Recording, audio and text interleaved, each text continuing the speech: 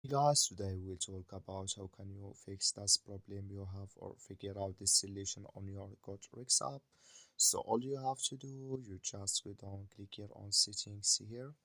So then it's going to take you to this list. Then all you have to do, you just go down here. So when app show for you, click on it.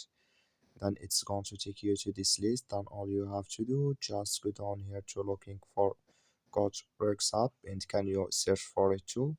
So you click on it like this, then it's going to take you to next step here. Just click here on force stop and you click on OK here. Then you just go down, click here on storage.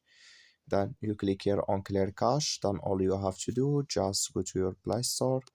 So you click here on your Play Store here. Then you search for GoodRx. It's going to show for you like this. You will find here update. Just click on it, then it's going to work with you. That's all you have to do. Thank you for watching. Don't forget to support us by liking and subscribe.